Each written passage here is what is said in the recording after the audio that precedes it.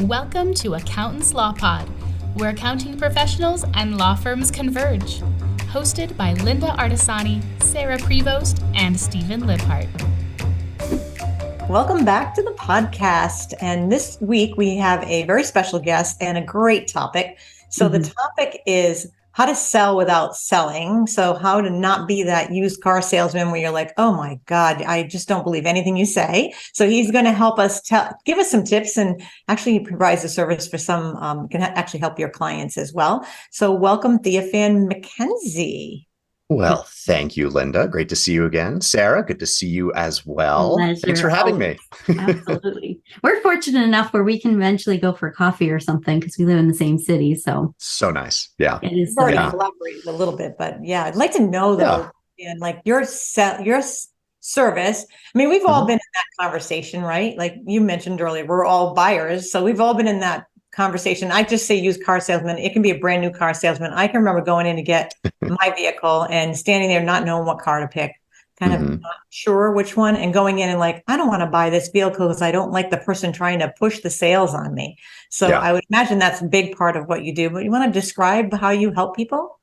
I mean, for the most part, I help people sell in a non-salesy way. It's very oversimplified. I mean, based on what you were just sharing, like when you go to a car dealership, that's what comes to mind. When we think salesperson, we think that sleazy, like, hey, so Linda, Sarah, what's it going to take to make this deal, right? And we automatically think car salesperson. And I think every one of us, after buying a car, has gone home and taking a shower because it feels so gross. We're excited to have the new vehicle, but we're like, ugh, what just happened to me? But it's not just with car sales. It's pretty much with just about any kind of sales. Salespeople today continue to sell in what I call a traditional manner. When I say traditional, I mean they're focused on features and benefits. They're focused on overcoming stalls and objections. I just recently had 2 meetings with people that I met with on LinkedIn. And of course, one of them, I was actually genuinely interested in his services. The other one did the whole, hey, let's get together and just get to know each other, which I love to do. I love to genuinely meet with people and connect with them. So these 2 guys, right? The first guy, he comes in and he's like, hey, because I was interested in his services. And he's like, hey, so why'd you want to meet with me? And I was like, oh, because I'm interested in X. And he goes, oh, okay, great. And then he just went for it. And he just pitched. And I was just like, okay, here we go. Features and benefits, right? Just, yeah. And he's just telling me all the amazing things that his company can do. The second meeting I had, it was hey, let's get together. Let's meet. Let's get to know each other. Okay, great. Well, he sent me a series of like 3 emails prior to our meeting. And there's like videos in there and all kinds of info. And I have no time. I'm thinking we're going to meet and have coffee and just get to know each other. Why do I have to look at all this content? Right. Yeah. So we get in the meeting. He's like, hey, man, thanks for meeting with me. I really want to learn about you and your company. And if it looks like we have a good fit at the end of our meeting, that I'd love to have you come on board and we can help you with what it is that you're going. And I was like, okay, what's happening here? I thought this was supposed to. Did you have a chance to take a look at those emails I sent you? No. And he goes, oh, well, I really like that people are pre-sold before they come into a meeting with me. So go ahead and take a minute now and take a look through all that stuff. And then let me know what question. And oh no, what is happening right now? Good work. So, but again, he started trying to focus on features and benefits and all this stuff. And so salespeople today continue to follow a traditional method of selling, which is features and benefits and overcoming stalls and objections. And then I know you've both also heard of ABC, always be closing, right? Yeah. The problem is, like you said earlier, Linda, we're all buyers. And as buyers, we love to buy. I love to buy. Oh my gosh, Amazon is my best friend. I can order something right now and it'll probably be here between 5 and 10 p.m. tonight, right? I love going online and looking for stuff and going and buying it or having it delivered. We love to buy, but we hate to be sold. Yeah, so true. And salespeople today are still following a traditional methodology for selling, which we're all familiar with. And when we start to hear it, we get a little whiff, and then we protect ourselves. We lie to salespeople. We get more information from them. We want their information, right? We don't make any commitments to like a next step or a next meeting. We hide from them. We ghost them. And these are all things that we do as self-defense mechanisms because we're tired of being sold to. And so what I do is when I sit down with a client, whether it's one single individual that's just trying to learn how to sell better, or I'm brought into a company to teach their entire staff how to sell, I teach them to approach selling from a non-traditional manner. So instead of features and benefits and me trying to figure out how to overcome those stalls and objections, it's really about having a genuine conversation. I ask a lot of curious questions. I want to learn what's going on in your life or in your business that caused you to sit down and meet with me today. And then I don't really get into what my company does or how it does it until I've identified an actual genuine need that I could help them with. Then I share with them those very specific points about how I do what I do based on what they're telling me they need. And that's actually something Sarah and I do when we meet with the potential clients. I don't know where I learned that was let them talk because they're coming in with a problem, right? Let them talk. And I don't start off a conversation. What's your pain point? I used to do that and I don't do that anymore. I'll ask them questions just to get the information out of them because sometimes they already have that. I know I'm going to be a sold to wall up and we'll just start a conversation. And, it's easy because it's the two of us, very much easier than one, but we'll just kind of have the conversation, let it flow. We'll ask questions like, okay, well, and tell us about the situation that you're in and, is the current bookkeeper still there? And we'll ask those questions and then the story will come out. And sometimes the story will come out kind of harsh, like, oh, the last bookkeeper, and then they'll soften it back a bit.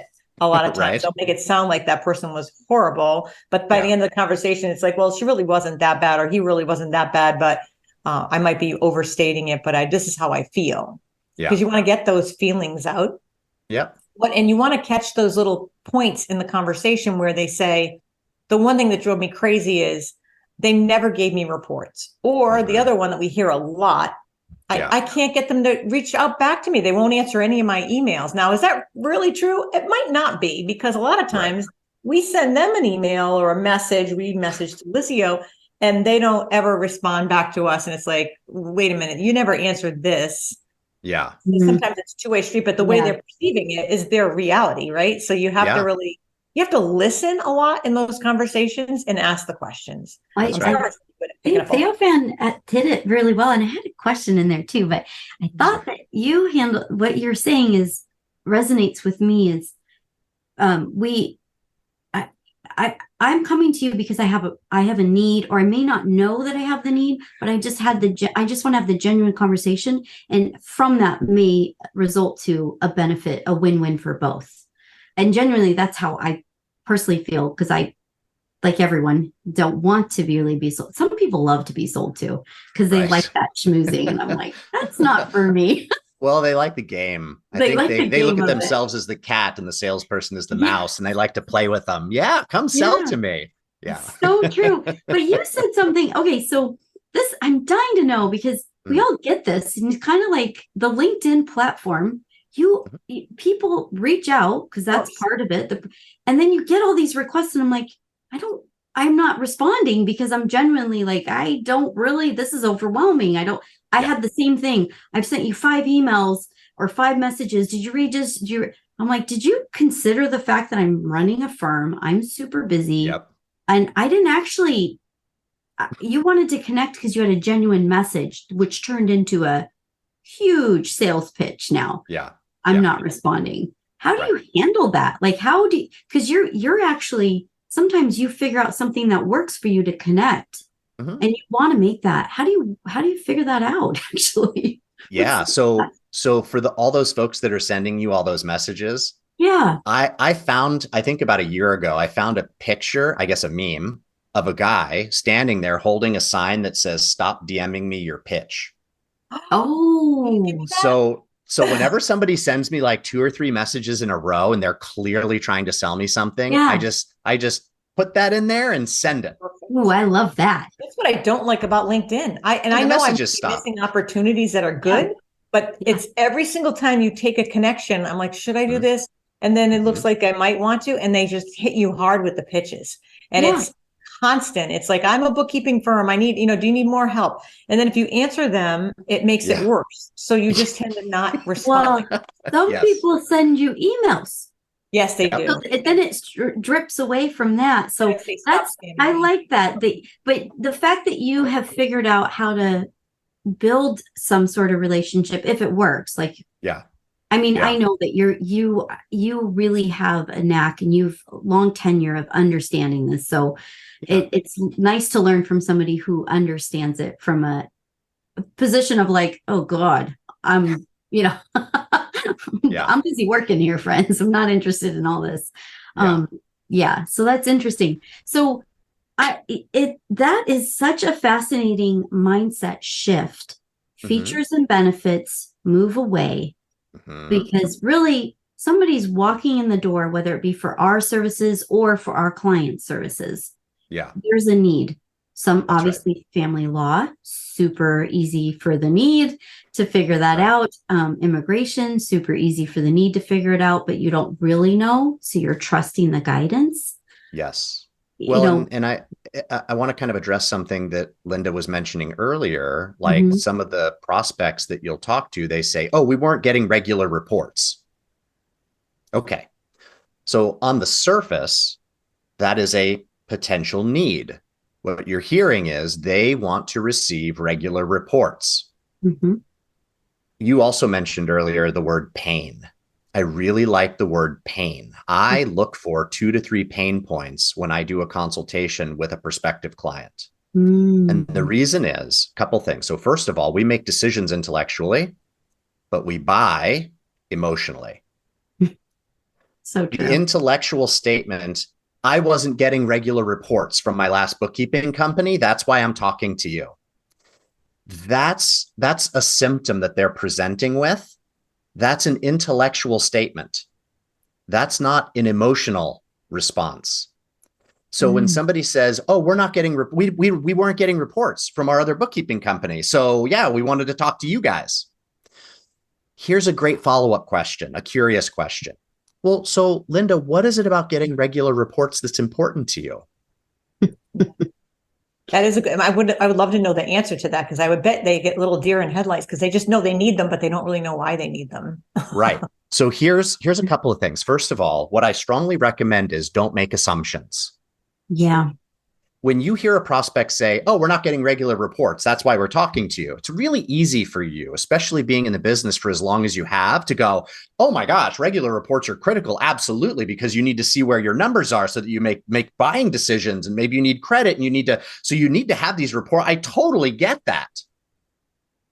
Yeah. Okay. You get that based on your experience and knowledge working with all the clients you've worked with up to this point in time. But what I guarantee you don't know is what it is about regular reports that's important to that individual that you're talking to right now.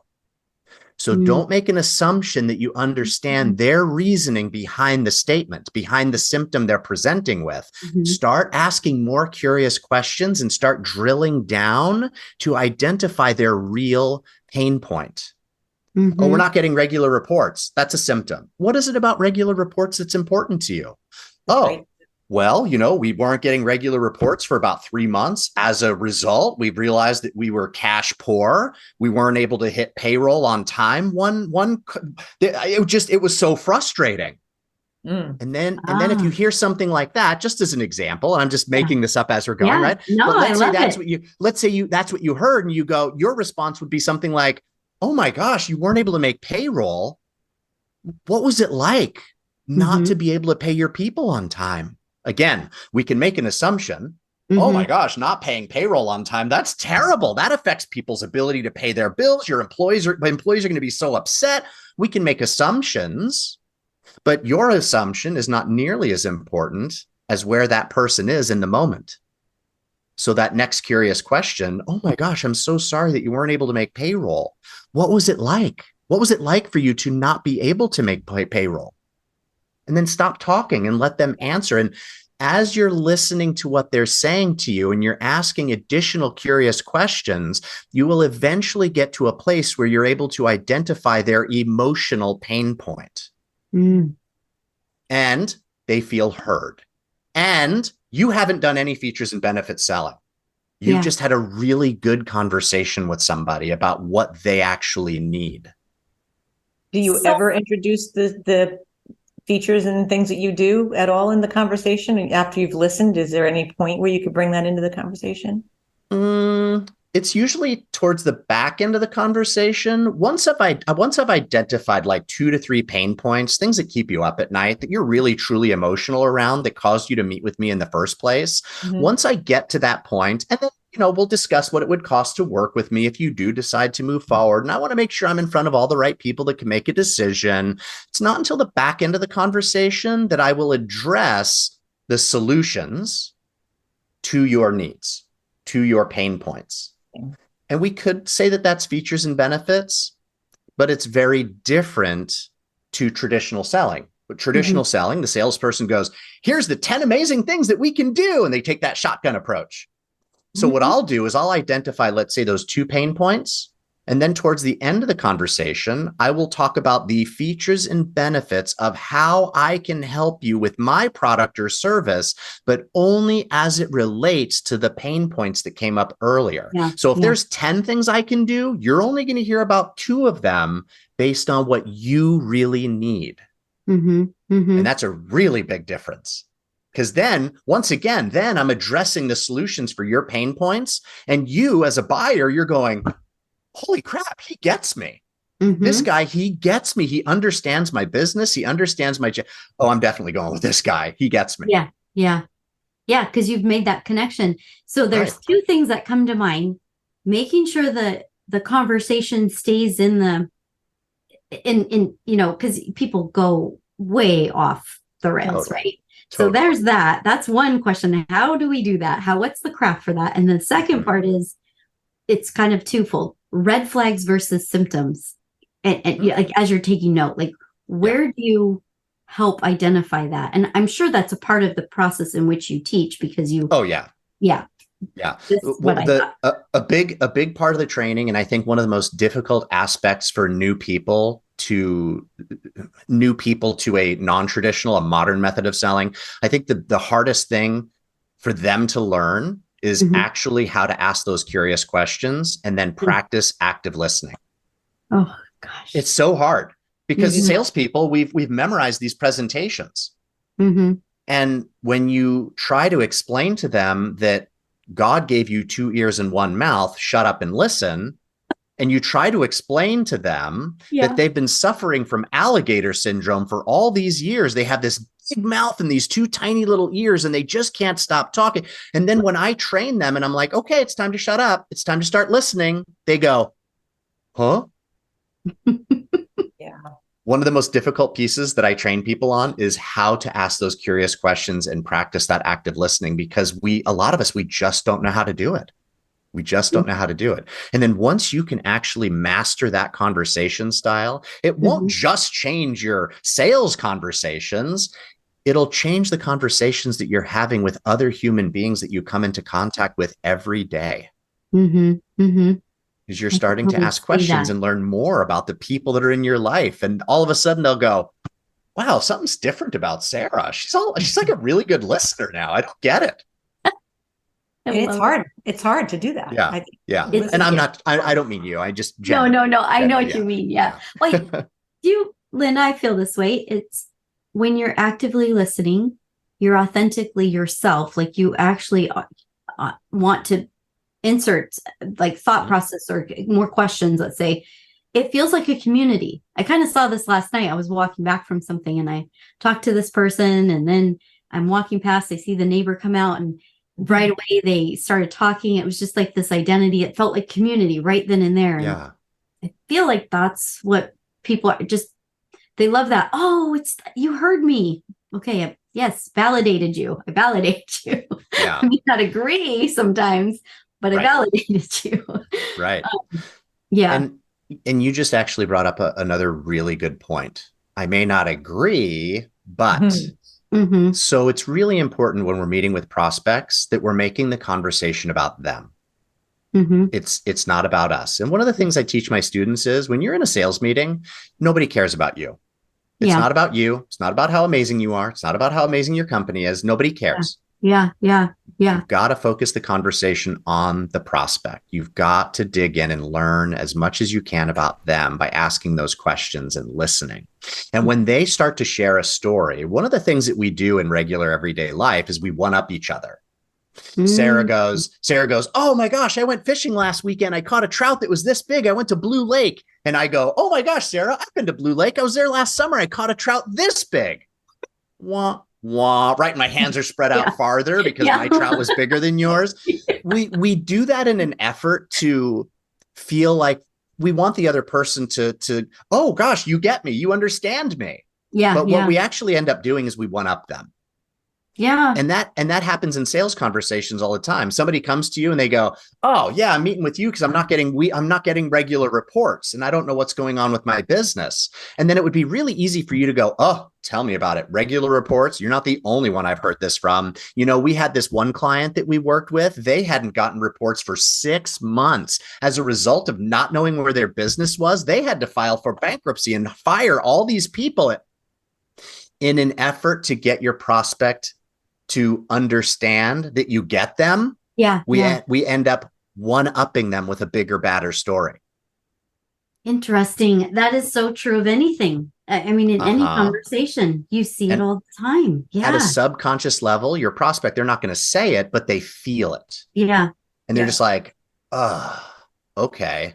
So what I explain is, when your prospect shares something with you, a story, or they're telling you about something that happened, just listen. You don't have to one-up them with a bigger, badder story. Just listen and show them that you understand. Oh my gosh, I'm so sorry that that's happened. I mean, how long has that been going on? Or whatever the next curious question is. But don't start to make it about yourself. One way to explain this is like the game of hot potato, right? Ooh, you got the hot potato and it's in your hands. And you, I got to pass it to the next person. Oh, it's back. It's back. You got to toss it to the next person, right? Yeah. Same thing in a sales conversation. When your prospect shares something with you, now it's your turn to talk. Ooh, I got to get rid of this. I got to get it back on them. Get the conversation back to them. Let them keep talking. What I tell my students is your prospect should be talking about 70% of the time. You should be talking about 30% of the time. Okay. That's a good marker.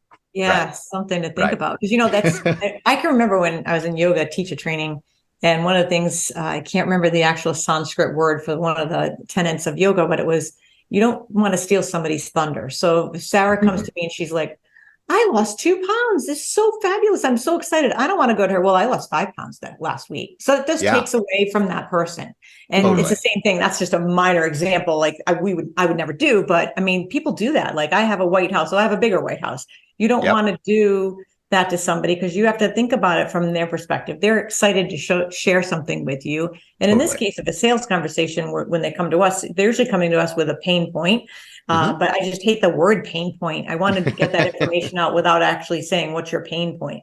So if I have that conversation with them, I want to find out. And these are great tips because I know that I used to do that. And then now sometimes you let them talk.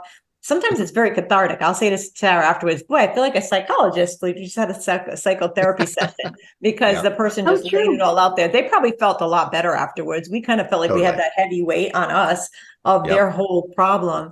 And then when we get into the file, we'll say, oh my gosh, they have no clue how bad this is, or, you know, it's worse than they actually know. But a lot of times it could be just perceived by them that way. Right. And we'll say to them, it really isn't that bad. Because then they're afraid of how much is it going to cost them. Because now you're getting into the money conversation, which is another thing that's part of sales that can be very difficult, talking about the money side. It can be. That's I think that's the harder part besides the listening.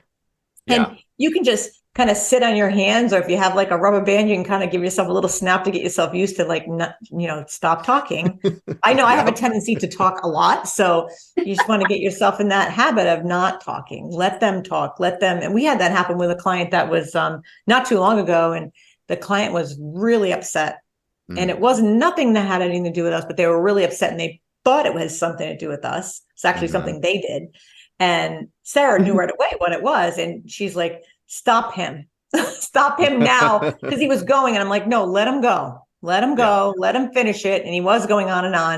And then finally we were like, this is what we see. And isn't this your name on the audit log? It is. Okay. So now we know the culprit of where the transaction came from. You entered it. They didn't even know there was such a thing as an audit log. And then the conversation totally flipped, but he needed to get it out. He needed to get that off his shoulders, so to speak. And sometimes you just never know when somebody comes at you, the reaction is to like, whoa, stop. But then sometimes you got to sit back. My mother always said, think about it from the other person's perspective. What are they going through? You just don't know what people are going through at any given time. Yeah. You know? Yeah, well, that's right. Yeah. I think it's also where do you at some point you do have to put the bumpers on because you need some boundaries of, all right, this is not, you could pay an hour for this moment. It's not going to this. Or you're gonna, you know what I mean? Like at some point you have to find the space to hold to why did we start the conversation? Where is it that you'd like me to understand what's going on in your world or something, to get them back to. Yeah.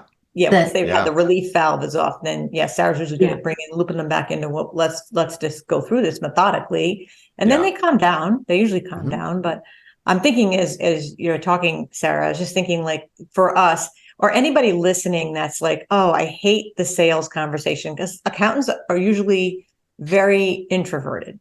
And they don't even want to talk to the client, period. When email came out, they were thrilled because they didn't have to actually have a phone call.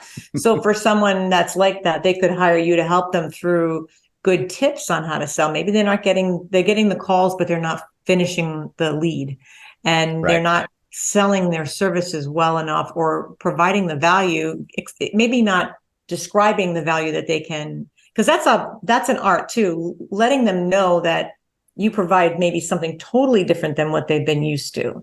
And maybe having someone help them with that. And that's something a service you could provide to some of our listeners, or even if they're an attorney listening and they have a law firm where they've got the attorneys they're selling the services that people are walking in the door and they need to close the sale.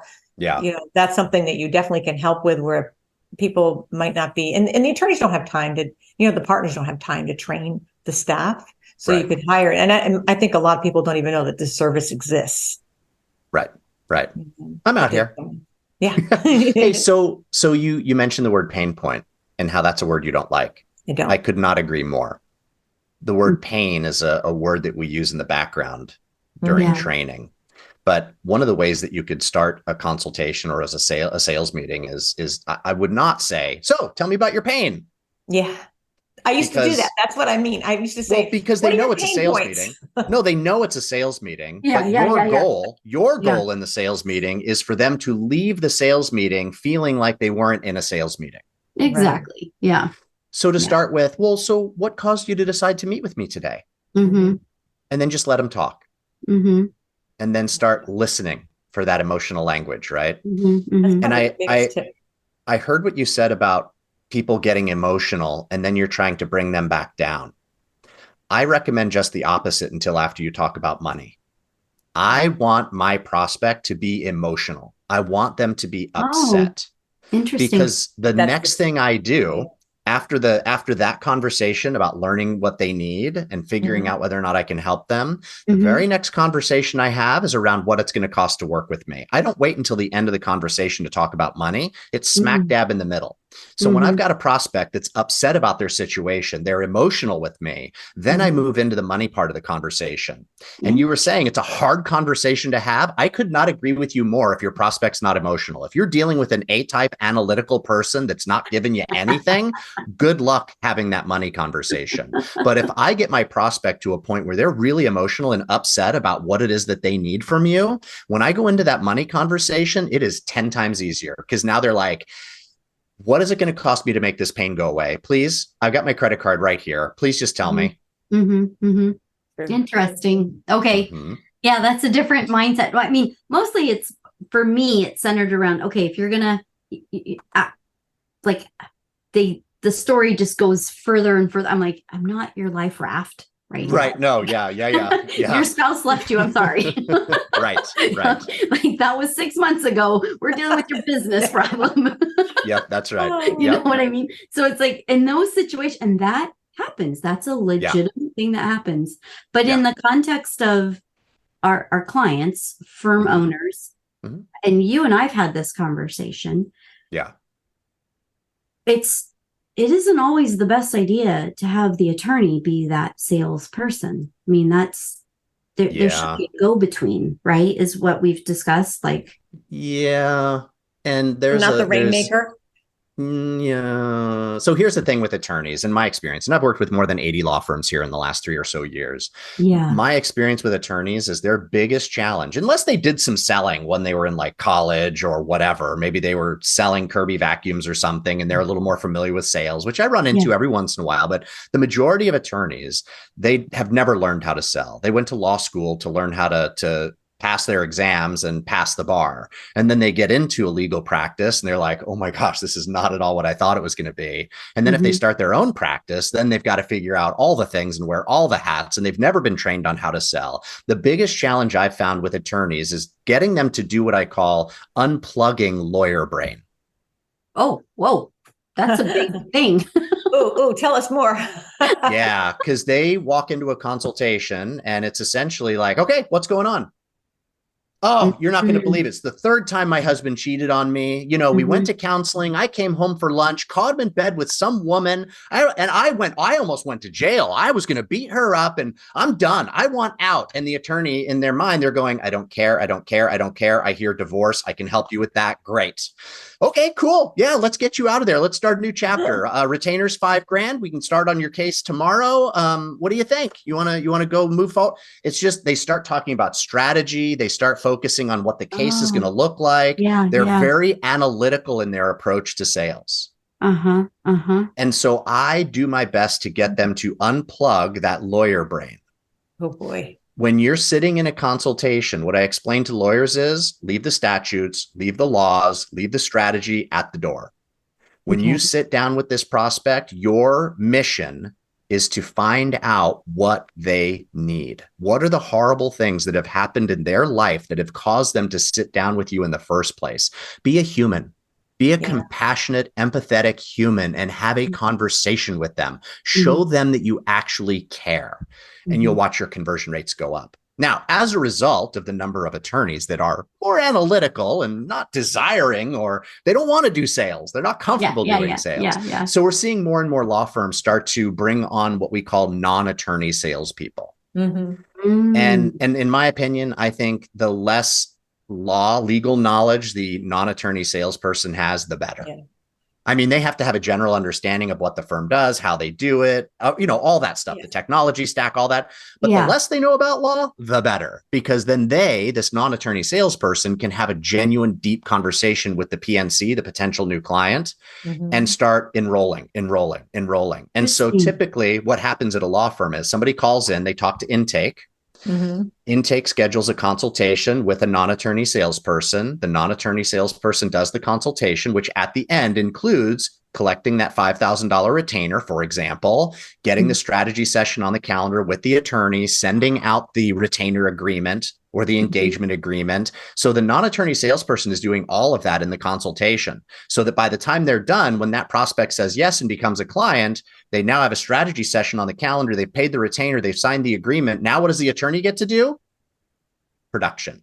Billable hour work. Billable hour. And I got to say, if I'm the owner of a law firm, I want my attorneys doing as much billable hour work as possible. I don't want them doing consultations.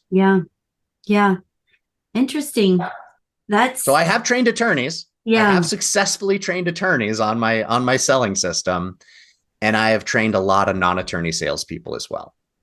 I wonder how many law firms have, even if they're listening, how they would even think about that. Maybe this isn't even that idea never floated by them. They thought, oh, I could do just this one person, because that person's overhead, even though they're going to be bringing the money in the door, they're overhead. I know how attorneys think. They have this idea of what overhead is, like our firm is overhead, right? But how do they forget the piece, like, well, we saved you over here, or we saved you over there. We kind of keep that on the side. So when we have those conversations, like, if we increase our rate, they're like, whoa, what's going on? Why'd you increase it? Then they forget they added like 3 lawyers onto the staff, and the job got bigger. But also we might have saved them a lot of money on different places. And we just kind of keep aside notes to remind them of that, because it can happen during the year and they just don't forget. They just forget about it. So it's a good tip to kind of, as you're working with a client, and this is a Steve tip, who's not here with us today, our third guy on the podcast, our third partner on the podcast. Yeah. he gave us this tip, and I thought this was just eye-opening because I never thought to do it. You're there in the moment, and you tell a client, I did this or that for you, and they're like, oh, thank you so much, you saved me money. But then they forget about it when we go to raise their rate. So it's a good tip to kind of keep that little on the side. Right. But yeah, I could see how a firm might not even think about having that person, but I could also see, knowing the personality types of lawyers, like you just said, that person that could be that intermediary closing the sale. So the closer. I just started watching Suits finally on Netflix, Sarah, and it's like the closer. I'm like, oh, I totally get it. But the closer they're good at that kind of work, but maybe they're not good at this. And it's a good, especially if you get a mid-market firm, they're big enough to have that extra person there just to do that one job. Well, I think it's like, I think Theophan hit it. It's a transitional mindset. You're wondering, you want to grow your business. You're wondering, do I have qualified leads? Where are they coming from? Do I even have prospects to entertain?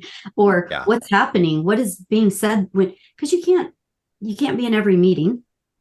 You can't do every, like, you as the owner may authentically be able to close a lot more, but you can't be that person all the time. You can't always look.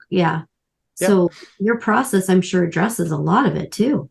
Yeah, well, we've trained non-attorney salespeople that end up with a higher conversion rate than the owner of the law firm. Oh, wow. Okay. Wow. That's impressive too. Yeah. Well, and that mind shift to Linda's point about like looking at this in an overhead.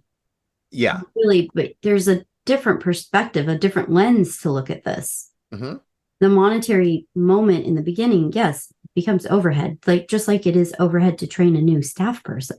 Yeah, but typically a non-attorney salesperson is going to be half the cost of one of your attorneys. True. Exactly.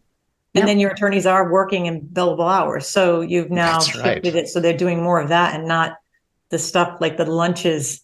That's the thing, that they're out doing a lunch to try to swoon the client in. And I don't know if that still happens a lot today, but it was a thing back in the day. And that's going to save the firm money too. I mean, there's lots of ways to do that. This is a great conversation because it's something I think, a service that people don't think about. So I think that's a really important point. The point of moving away from what is the so-called features and benefits, the pitch, and understanding, you're moving into the real space of what is it that's going on? Like, you want to know in a different way. You're asking it in a different way. I love that. Totally. Yeah. Well, we're tired of meeting with salespeople that just sit there and verbal vomit all over us. And at the end of the meeting, we're like, did you even hear what I said? Do you even know? Do you even know what I need? Or are you going to do 10 more of these this week with other people? This is just your pitch. This is just what you do. And you're hoping that I'll dig into something that you said. Yeah. As opposed to sitting down with somebody, a salesperson, they go, well, so Sarah, what brought you in today? What's going on? You actually have a conversation. Yeah. It's kind of nice. It's not as hard as you think it is, but it's not your typical, like, what your brain wants to go to. So you really kind of have to train yourself for that. You really do. That's why we have our training, because we tell people how to do it. Yeah. Do we have time to talk about LinkedIn? You mentioned it earlier. Yes. Oh, yes, please. Here's a great strategy. And this is exactly what I do. So I've got over 6,000 connections on LinkedIn, and I'm constantly reaching out to people just to offer, let's get coffee. Like, legitimately, let's get coffee. I'm trying to build my network. I really do want to learn about you and what you do, because maybe I can refer you out at some point, right? Who knows? Maybe not. Maybe. We'll never know unless we meet. So when I sit down for somebody with a coffee meeting that I've met on LinkedIn, I set a little agenda in the very beginning. And I'll say, hey, Linda, thanks for joining me on Zoom today. I really appreciate you taking time out of your schedule. Listen, before we go any further, I just want to make sure that we're both on the same page. I'm not here to try to sell you anything. I genuinely just want to learn more about you and your business. And I hope that you're here to do the same thing today as well. Oh, yeah, absolutely. Okay. So we agree not to sell each other, right? Yeah. Okay. And then I'll just get into it. Like, I had a great conversation with somebody yesterday from LinkedIn, and I learned all about her. She's going to get ready to move to Alaska. She's in Ohio right now. She's been married for 40 plus years. She's been very successful. We had a great conversation. Now, all the while, as I'm having this conversation with her or with anybody, I am listening. And I'm listening for anything that leads me to believe that I could potentially help this person. The meeting I had with her yesterday, I heard nothing. We really had a great conversation. I'm glad that I connected with her and I met a phenomenal human being. Okay. But I didn't hear anything during that conversation that led me to believe I could help her. So we ended with it was really great meeting with you. We should do this again sometime. Okay, take care. Good luck in Alaska. And that was it. Now, if I had heard something during that meeting that led me to believe that I could potentially help her, I'm not going to address it in this conversation, this coffee meeting. Instead, at the very end, I do something that I call a 3-step invitation process, where I might say something like, hey, Linda, oh my gosh, I can't believe it's almost been an hour. We've only got about 10 minutes left. Listen, hanging out with you and learning about you, this has been really, really great. I got to tell you, though, a couple of things that you said really stood out to me. You told me that you've got a team of 6 salespeople. 2 of them have sales training, but different types of sales training. You've got 4 people that have never been trained on selling. You don't feel like your conversion rate is as high as it could be. And you're kind of curious, maybe sales training could be beneficial to you. Listen, the next natural step would be for us to get a consultation on the calendar where we could do a deep dive. I could learn even more about your business, some of the things you've been going through over the last couple of years. If you did decide to go through sales training, what would you hope that would look like for you? So we could sit down, do a deep dive. I don't know if I could help you, but the next step would be for us to schedule a consultation to actually figure that out. Again, coffee's been great. I've really enjoyed getting to know you, and I would love to do this again with you sometime, but I don't know. What do you want to do? And you don't know if that person that you talk to that's moving to Alaska doesn't take that conversation and meet other people in Alaska saying, oh, I know the perfect guy for you. So that's not a wasted hour. Oh, no, not at all. Right? No, not at all. Not at all. But if I'd heard something that led me to believe I could help her, I would have done the 3-step invitation process with her, like I just did with you. And then guess what? We have a consultation on the calendar. Yeah. You could just as easily go, no, I don't think I'm ready for that right now. And I'll be like, cool, anytime. No but problem. It was great meeting with you, right? But sometimes those coffee meetings will turn into an actual consultation. So then what's happening? Then I'm spending time, 45 minutes-ish to an hour with individuals I'm meeting on LinkedIn. I'm having some really great conversations with people that never turns into anything else. Sometimes I do the 3-step invitation process. It turns into a consultation. That's a formal sales meeting. But again, no features and benefits, no overcoming stalls and objections. It's a deep conversation to figure out whether or not I can help them. And then that consultation, more often than not, turns into a new client, which is fantastic. That's how I approach LinkedIn. Yeah. I love that. It's more about let's just get together and meet. Let's just get together and meet. Leave me alone. Stop spamming me. I want to get a little meme and just in. Because if you do start a conversation, it's pitch. Done. Yeah. Right. Yeah. Right. Great. Well, that's valuable to learn because it is, everyone, especially if you're new to starting a business, that's where you go. That's where you put your professional space on, how do I go to here? Like you hear this all the time. Well, whether you're in a general space, you're a niche, you're a specific, it just identifying who you want to be in that space and how you want to have conversation. That's where I think I settle in at for myself. But, a lot of people are, that's the thing is this conversion number, this whole like numbers game. How many can you reach? Cast your net out wide. Yeah. And what I hear you saying is you can do that. But then when you rein that in an authentic way. If it's meaningful, great, move forward. If it's not, it's okay. We have a great conversation. Yeah. Not wasted time. Yeah. I love that. Yeah. And it is when you start DMing people your pitch and you're just trying to get them like, oh, hey, take a look at this. Oh, we found this report. I mean, I'm not going to lie. I mean, it does work. Yeah. But it's a lot of work. Doesn't work with me. I don't even answer you. Right. I mean, I have such a smattering right now. I have health and wellness to I'm not even associated with this industry. Where do you all think I live? Well, even just getting on that top 100 list opens the door, Sarah, to all these people. They found the list, they go through it, and they're like, congratulations on the top 100. And then they throw their sales pitch right at you. And it's so blatant. It's really not great. I mean, I look at that going, no, you didn't, you just threw it. You just, like you said, you're opening what kind of vomit? Word vomit. I use that word too. You opened up something I think is interesting. I know we talk about professional services quite a bit, but in the tech world, you're building an app either for a pain point that you want to resolve yourself selfishly, right? Yeah. You're servicing a lot of clients, but then you have to have someone come in and manage the space, a partner, advisor, a sales channel, marketing. And there's so much opportunity to learn there, like all of that type of thing that you're saying, because what might work for us today may work, may not work. I may have a client later that might fit your need.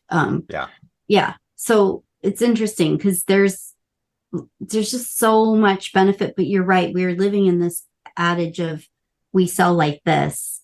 If you sell, if you're in that sales, and we've lost the ability to, and I do feel like the younger generation, they're not even like, that's just not even a thing. Right. It's a different, right. Yeah. Yeah. Well, and something else that I've noticed with some of the law firms, with a lot of the law firms that I've worked with, not only do the owners or the attorneys not know how to sell, but they also don't know how to manage a sales team. They don't know how to manage an intake team. They treat it just like anything else.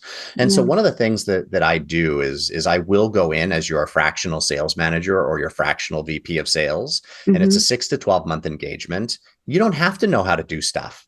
You bring me in, I become a member of your team externally, but I become a member of your team. I train your intake people. I'll help you hire a non-attorney salesperson. I'll train the non-attorney salesperson. I'll build out your SOPs. I'll build out the metrics, the processes, the PIPs, the write-ups, all the things and all the stuff that you need to have a solid sales department at your law firm or your accounting firm, people, or whatever, your doctor's office, whatever. So I'll go in for a 6 to 12 month engagement, and my intention is to put myself out of a job.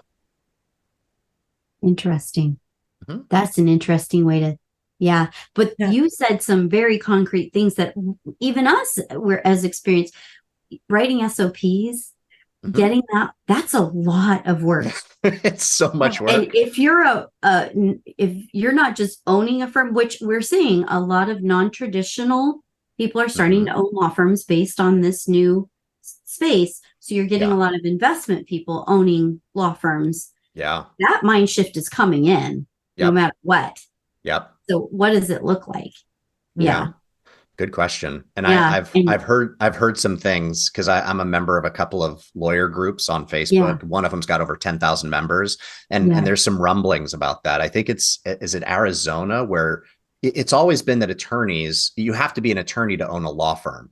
But now that's shifting. I think it's Arizona where it's happening. I feel like you're right. I'm trying to remember. I'm not an attorney. I can go start a law firm in that state and hire attorneys. And so in the legal space, the attorneys are kind of like, oh my God, what's happening right now? Yeah. And it's a little bit like, whoa. Yeah, definitely. But it's the same process, but they're going to approach it. That competitive edge is jaded differently in that space. So it's going to be an interesting shift. And if you're not staying ahead of it or thinking about it or fine tuning it, like to your point. Theophan, I always feel like every time we chat, I mean, I know that you and I met through my mutual client, your client as well. Wonderful individual. But that's how these relationships build. And so I really think we need to do a part 2 because we're doing a bit of a series on this. And I think we need to do a part 2 and bring Steve. I'd love to. Yeah. That would be awesome. Dynamic with him too. So well, thank you. And for people that are interested in reaching out to you, how would they find you? Website address, www.s3.training. Believe it or not, .training is a website extension. So S is in Sam? Yeah, S is in Sam. And I'm sure Tiara will put that in the notes for you. Show notes, www.s3.training. Yeah. This was a great conversation, and I'm sure everybody will want to tune in for more when we have him back. But thank you for joining us. Yeah, I had a lot of fun. Those of you who are listening, we'd love for you to subscribe to the podcast and our YouTube channel as well. If you have any questions, topic requests, guest suggestions, you can email us at info@accountantslawpod.com or send us a message through our website, and it's accountantslawpod.com. And if you want to join us in the Accountants Law Lab, which we didn't even get to mention or plug this week, but it's our mastermind group that helps people learn how to work with attorneys and as bookkeepers and accountants. You can join us there at theaccountantslawlab.com. And if you want to follow Steve, who's not here, he's our other sidekick in this podcast adventure. He's at the Airstream, what is it? Rally. It's a big rally. Yeah. Rally. Yeah. And if you want to follow that, we're going to get some pictures and things on our website, and that's accountantslawpod.com. So lots of good information, and I hope everybody learned something. I know I did. So always. We'd love to have you back with Steve's here. It would be really fun. Yeah. So thank you for watching, everybody, and we'll see you all next week. Bye now.